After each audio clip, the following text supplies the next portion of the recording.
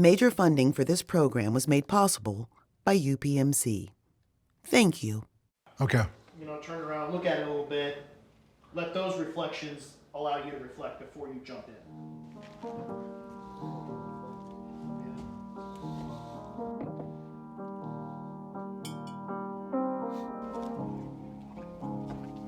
I don't do this very often, but when I do come over here and look at this, it's a remembrance of the journey that was taken to achieve this.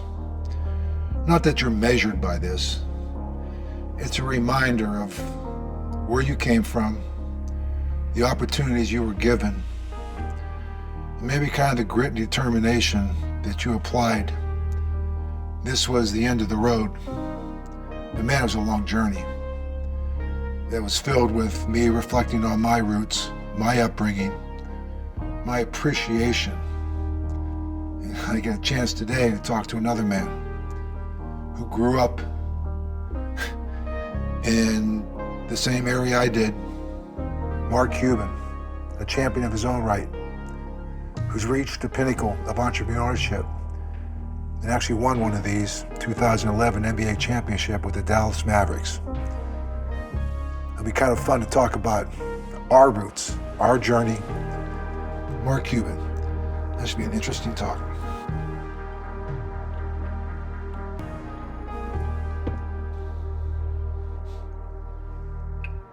So let's go back. Mount Lebanon High School, right? And we are like, I think what you would have you graduated. You went a year early to Pitt. Yeah. What would have been your graduating class? 76. 76. Yeah. So I was 75, right? Yep. And you talked about, and I remember reading about all the jobs that you had, right?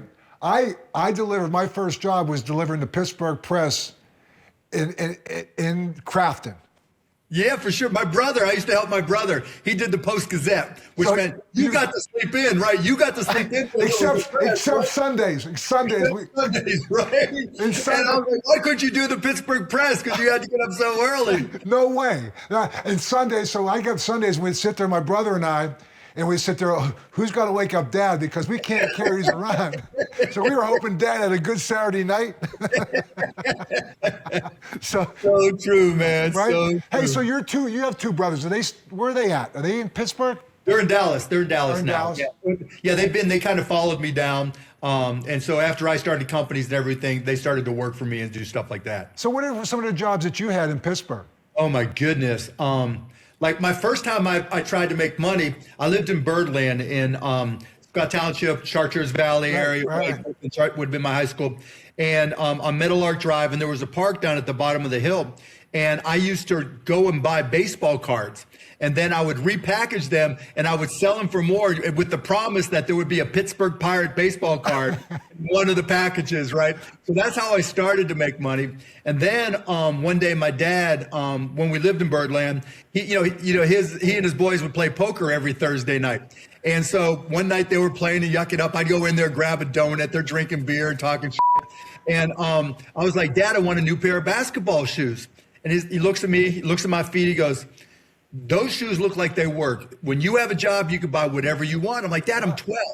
One of his buddies who had to be drunk speaks up. He goes, I got a job for you. I got all these boxes of garbage bags, boxes of 100. I'll sell them to you for $3. You sell them for $6 around the neighborhood. I'm like, Dad, can I? And he was like, sure. And literally, no lie, I had the world's first and only garbage bag route, right? Like you had a paper route. Wow. I would go door to door in Scott Township, and I'd be like, hi, my name is Mark. Do you use garbage bags? And that's what got me started. And from there, I mean, I sold magazines door to door. I worked at Isley's on Beverly Road. Isley's, it's chipped ham. Let me just tell you about chip chopped ham. Okay. No, what about it?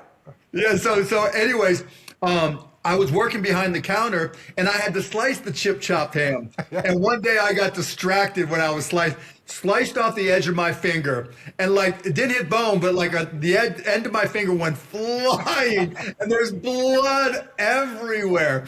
And so it's just like that was my short career at Isley's. I worked at Gracie's on Bower Hill Road. I mean, every job you could. I laid carpet for a little bit. every job I worked out at Ralph's Discount in downtown Pittsburgh as a box boy. You name it, I had every stupid job there was for a kid. I mean, that's amazing. So you go to Indiana and you go to the Kelley School of Business because it's one of the top 10, but it was the least expensive because you knew you had to put yourself through it, right? Exactly. It was the cheapest one out of the top 10. And I was like, okay, I could take a bus there, and that's all that mattered. Hey, and so one of the jobs you had, and I got to just ask you this question, I read this about this, disco dance lessons. So yeah, that was you. Hey, so can I just tell you honestly, I was a closet disco guy. Okay. I loved the disco, but I was uncool for football players to be in a disco. So I would go in the back of a disco, sit in the back of the bar in my seat, quietly just dancing to some Bee Gees. Right? And I'm like, this is like, I don't make sure no one sees me. Oh, that's great. Like, loved it. I would come home during the summers in Pittsburgh, and I would work at the bars down in Oakland. So I worked there was a bar called Chances Are, and I would work there every summer, just wherever I could get a job. It was great, right? But it was all discos, and I would give dance lessons. At IU, I was getting paid back then $25 an hour to go to sorority houses to teach girls and their parents how to dance. Best job ever. I would take that job today. So one of the jobs I had was a Boilermaker. Freddie Galtier from the local got me in there because I was playing college football at NC State, but he got me I got the full rate. So I was making like $13 an hour. I would work 1 month. I'd do 7 12s for like 1 month. I'd have like $3,000, and I'd go down to NC State, man. I was just like buying drinks for everybody. Oh, yeah. No, that was the dream job, Coach. That literally was the dream job. The Boilermaker, right. Freddie Galtier, the local. Right, because if you knew somebody that worked there or was in the union who could get you a job during the summer, even if it was just sweeping the floor, it was nasty, but they got paid. They got paid. I mean, they would stick us into these things. They says, "Can you weld?" I go, like, "You're paid, so you must know how to weld." I'm thinking, well, I don't know. And the guy I was with me the same way. He goes, "Hey man, you can do this." He goes, "I got you." So I'm welding, learning how to weld. Like literally, they would say, "We need to cut this out." And I'm going. So I'm going like this. I'm going, man, there's sparks going everywhere. I'm like Lars. He goes, "You're doing great. You're doing great." I go, "I don't think I'm doing that great." I get down to boxers, I'm like, what was that? But that's crazy. Like you were making $13 an hour. I made $1.60 an hour. Right. So tell me about your infatuation with the Mavericks. Did you play basketball in high school? Yeah, not well. I made it, the first couple of years, and then I got cut, right? I'm like, I was 6'2" until I started to shrink. And so, but I didn't grow until I got to college, right? I went from like 5'10", 5'11" to 6'2" in college. So I could play some, but I wasn't very good in high school. But in any event, it was just, I loved the game, and that's what got me into it. I mean, I would play pickup ball every day. Right. And then after we sold broadcast.com, Tiffany and I, when we were dating, went to a Mavs game, the start of the 99-2000 season. And I'm looking around. It's the first game of the season. We're undefeated. We have Dirk Nowitzki. We have Michael Finley, Steve. I'm looking around going, I could do better than this. And so the guy who owned it was a guy named Ross Perot Jr., who didn't care anything about basketball. It was just a real estate deal to him, and he was good at that.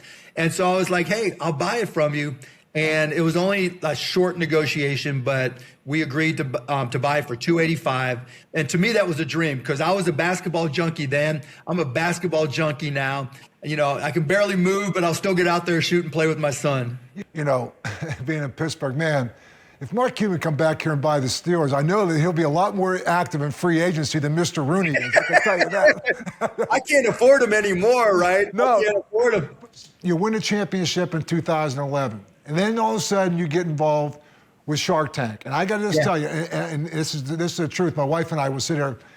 Our default, if we sit there, there's not a good game on, okay? Or I don't want to sit there and watch a 3-hour movie if it's at 10 o'clock at night. What can we watch for a half hour or something? I go, we have gone to Shark Tank for the last 3 or 4 years and just watching episode after episode. I'm sorry.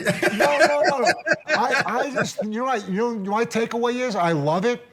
It's you coaching. That's you coaching. That is 100%. You coaching young people. And like you're asking them the hard questions. You're sitting there making them think what they really want to get into, and do you really want to do this? Yep. And making them defend their points. And I mean, is that how you looked at the Shark Tank? You know what? You're the first person to say it that way. I didn't really look at it as coaching, but you're right. Yeah. Like the way I looked at it, the people to get to that carpet on Shark Tank and pitch us, you have to be picked out of thousands of people that audition. Right. And this is your whole life on the line. And my attitude was, I'm going to try to help you, right? Because this is so important to you that even if it's not a business I wanted to invest in, I always want to leave you with a piece of advice, some coaching to help you do better. And I would hear back, even though, I might not have done a deal, I would hear back from people all the time. Hey, you gave me great advice. This helped me, take my company here or there. But you nailed it, Coach. It really is about coaching. Just like athletes, entrepreneurs need coaching too. No question. You provoke thought. And I said, you can sit there if you have a talk. If somebody walks away and I provoked thought and made them start to think about something, isn't that a degree of wisdom and mentorship that you are giving them right now in the course of doing that, to make them look within themselves, to give some thought about thinking outside the box? Because I look at your success in sports. I look at your success in entrepreneurship. I just go back to Pittsburgh, and I think about people from Pittsburgh. It's called grit and determination. And 100%. you represent that, man, and I think you share that with the people you're around. It's about hard work. It's about finding your passion, right? You sit there and it's like okay, there can be a competitive spirit. I says, don't be surprised by winning, and let losing inspire you. And so that's what I said. Don't be surprised by winning, but let losing inspire you. Yep. You know better than anybody that losing hurts more than winning feels good. Yeah, it does. It does. And in business, it's the same way, right? When you lose a deal, when something happens to your company, it's the worst thing ever. And when you win a deal or you're growing your company, then that was last year and you got to do it again and do it better, right? And I think that I used that exact same statement when they said about, what would you say when you had a sustained long period of time? I said, I think what happens is when you first start, the winning feels great. And the losing inspires you. I said, but as long as you stay in it, the higher level of expectation that you create, the losing starts to feel worse than the winning feels good, because the winning becomes an expectation. Oh yeah. I mean, and you've been part of championship teams. Like when we won in 2011, I remember running on the court, just beaming and smiling, and then realizing, oh, that season's over. Right. 24-hour rule. I said, 24-hour rule, right? But after a championship, you should get at least 72 hours, maybe a week. I still celebrated, and I didn't say I wasn't stupid, but in my mind, right, I'm thinking, how do I top this? Where do we go next, right? And then, unfortunately, the NBA had a lockout, and that kind of screwed us all up. But it was just like, if you're a competitor, you're a competitor. Yeah. Sports is competition, but business is the ultimate sport, because you don't even know who you're competing against, and you don't know when the game ends or the game starts. You can't make trades. It's just different. No, and the thing I loved about you too, and I just sit there and I said, man, you think outside the box. And I used to sit there and just tell all my coaches, I says, if we want to be at the very best, we got to stay a step ahead. I want some creative, innovative thinking. Think outside the box. And we took that to the next level of blitzes, or we took the next level of an offense, or looking for a certain type of athlete, but to stay up there. And I go back to the same thing. That's a Pittsburgh trait that we had, because always, yes. I mean, it's a competitive spirit that says, you know what? I will play within the rules to a degree. But I said, and if I play outside the rules, it's not cheating unless you get caught. Where the rules just aren't good, right? Where the refs just don't know what they're doing. Right. So, do you get back to Pittsburgh much? Is there any thoughts of coming back? Yeah, I mean, I wouldn't live there because my family's here now. But I go back, my high school buddies are still my best friends. And we still use all of our nicknames. Like I took Russian in high school, and my name in Russian class was Boris. You know how you have to pick a name? So I was Boris. And so they all still call me Boris. There's Bofi, there's Big Man, there's Toe the Pro, there's Seymour, there's Stewie. I mean, all these stupid nicknames. And I go back all the time just to see those guys. We'll go to a Steeler game, a Pirates game, Penguins game, whatever. Hey, so I gotta tell you this other story, because the Immaculate Reception, because we were both there around the same time. So I just can tell you from where I was on the Immaculate Reception.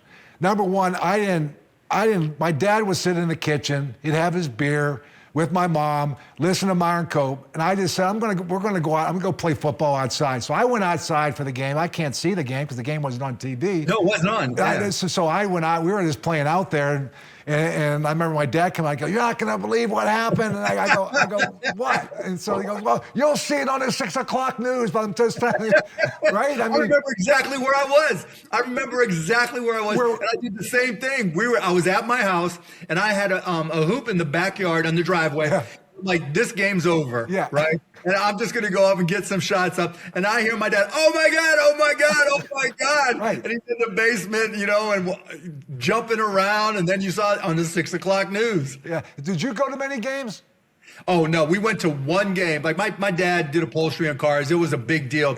But I remember the last game I went to with my first game and last game I went to with my dad was at Pitt Stadium. I went to Pitt Stadium with Cannonball Butler. Yes. Yes. You had a Heart Attack Hill. You had to walk up it. Heart Attack Hill. Walking up there with my dad and my uncle. It was I'm like, where the hell are we going, right? I know. And it was, it used to be SOS, same old Steelers, right? Before you got there, right?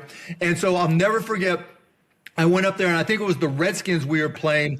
And the first play of the game, they throw like an 80-yard bomb to Roy Jefferson, if you remember that. Yeah, oh, yeah.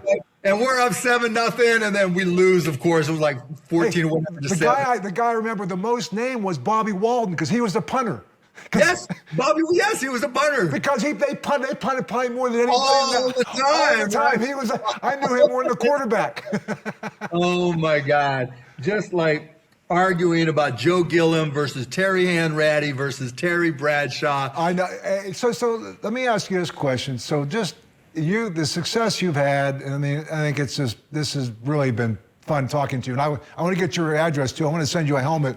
I'm going to sign it. I want to get you. Oh, please. Yeah, I do. I want to, and I want to send you my book too. I want to say, because you'll appreciate it. It's all. I appreciate that. It's like I had a lot of mistakes, but I always call them lessons learned. They're just lessons learned, right? Always. So as you sit here, what advice would you give to young entrepreneurs today? Like, if you had to sit there and someone said they want to be the next Mark Cuban. First, you don't want to be me. You want to be you, right? Yeah. But. So I have the same rules I try to teach my kids. I try to live myself. Like, number one is how you do anything is how you do everything. If you cut corners anywhere in business or in life, right, it's going to catch up to you. You don't want that to become a habit. Right. And then for entrepreneurs specifically, I tell them and this is from Bobby Knight. I stole it from him. Everybody's got the will to win, but it's only those with the will to prepare that do win, right? And then specific to business, sales cures all. Because if you don't believe and love your business so much that you know that when you're selling your product or service, you're helping somebody, and it's the most important thing, you're not going to succeed. No business has ever succeeded with no sales. Yeah.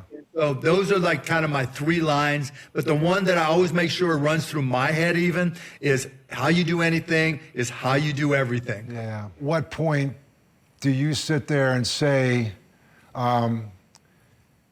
is it worth it?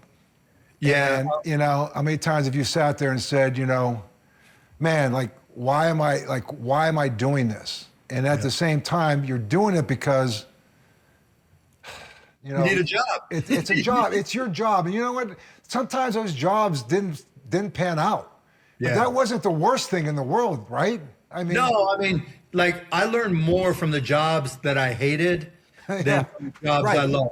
Right. As an entrepreneur, I learned what not to do. Right. And I got fired from jobs, and I realized I wasn't a very good employee. I didn't get fired because I didn't know what I was doing. Right. I got fired because I was always trying to do too much or thought I was too smart, right? Instead of just listening to the owner or whoever and doing what they say, I was like, oh, you don't even want to know. But to your point, I wasn't a good employee.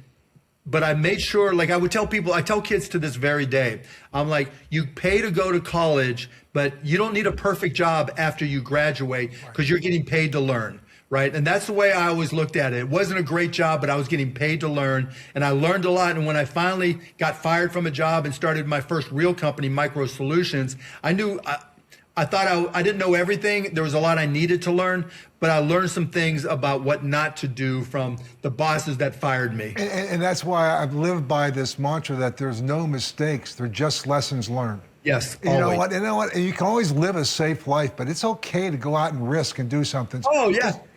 And how about this? And I believe this. I says, like talking about what do you say before a big game, a Super Bowl game? I said, let me just tell you something. We all will live with regrets. Regrets for things we do and regrets for things we didn't do. And I would much rather have regrets for things I did. I don't want to sit there and just say, well, I wish I would have done this. No, go for it, man. Go for it. And you know what? If you don't make it, it's a lesson learned. But you know what? You went for it. Always. Like my line, the same kind of line is, it doesn't matter how many times you fail. You only got to be right one time, and then everybody will tell you how lucky you are, right? You know? That's it. Before you got on here, it says I picked up my Super Bowl trophy, and I talked about that's not the reason why I've lived my life. I've always tried to achieve. This is kind of the results of that. But I think when you live with a sense of purpose, the hard work, you never forget where you came from. It's a little bit of a reflection as you look at anything that you accomplish, a reflection of the core values that you stand for. Is that not what Pittsburghers are all about? Amen. You know, what makes us different in so many respects is every kid I know, even if they're not kids anymore, every kid I knew growing up, all of our dads went to work. All of our dads, would leave too early in the morning, would get home too late at night, were exhausted, couldn't do everything. Like my dad wasn't at every football or basketball game because he had to work, When you see your parents work that hard and not necessarily accomplish their dreams. And remember, our parents were the first generation coming from immigrants who had nothing, right? Our parents were the kids of the Depression, and their parents came over here with nothing. And, all of my friends, your friends, our grandparents, right, might not even have spoken English, right? And they left their country to get here. And I think that resonates with all of us. It's funny because did your mom work? Oh, my mom did every stupid odd job you can imagine. So my mom used to take the Pat bus downtown to work at a restaurant. She never knew how to drive a car. My dad tried one time to teach her how to drive a car. We were living down in Beachview in the city, and we're coming up this hill, and my dad says to her, hey, when you turn the car, don't worry about the wheel will turn back by itself. So she's driving, she turns it, and she just takes her hands off the wheel. He goes, no. You think she has a Tesla? They hit the wall. That's the last time she was ever behind the wheel. Hey, let me just tell you, I used to take the 41B and then take the 41C to get downtown, right, to work at Ralph's Discount, or I worked at this Greek restaurant, always. So we would go to Pirates games, and I'd always, we would buy the cheapest tickets and then try to sneak down as much as we watched the game. Right. But there was a guy who worked one of the gates, and I promised him a hoagie one time, and I learned to bring this guy hoagies, and he would let us into the box seats, and we would just sit down there. So you went to Forbes Field, right? Yeah, my dad would take me, And did you ever have so I used to go there, and I'd sit there sometimes, and we would go there to a bunch like my friends, and we were tempted to be one of those guys that ran across from right field and try to climb. Do you remember that people used to do that? And they would take off, the police would come out, and you just like, go, and the guy would climb the Ivy League. And every night, like 9 out of 10 times they got caught, but then every now and then the guy would make it. I got away and everybody would cheer. But I'll tell you my Forbes Field story, right? So after they tore it down, that's I told you I went back home to Pittsburgh, and I lived in Oakland, right? And then I would work at the bars and everything. But I lived on Dawson Street, which is right next to where the wall was that they left up. And so that was my place when I would like have a date or anything. I'd bring her up there and try to make out at the Forbes Field wall. that was your getaway. Left field. That was my getaway, right? Left field of Forbes Field. Oh, my God. I'll just leave you with this, Mark. You did not disappoint. I mean, I've looked up to you for so long just because of just vice versa. The way that you just have attacked everything with a passion, with a grit, with a determination, and doing things the right way, and just again, your ability to mentor while you're doing something, because you're teaching a lot of people what they really need in life, and it's not always going to be easy. You're not going to be defined by how many times you get knocked down, but more by how many times you get back up. Amen. And I think that goes back to Pittsburgh blood. I love to see you sometime. I hope our paths run across. You're the best, man. Thank you for doing this. Thank you, Coach. It was great. I really enjoyed it. It was fun. That was fun. Yeah, you know, you think about special people from Pittsburgh and successful people from Pittsburgh. And guys like Mark Cuban, involved in sports, involved in entrepreneurship, but he never forgot where he came from. And I think you walk away, and as I talk with him and as we share stories, you realize the parallels that we both had. While championships were maybe the end of a result of those parallels, it was the journey we've both taken and still take today. The core values that you had, the grit, the determination, the passion, the willingness to think outside the box. All the things you learned from to be successful in Pittsburgh and to be able to survive in Pittsburgh still exist today and can take you to very, very tops of mountains. That's Mark Cuban.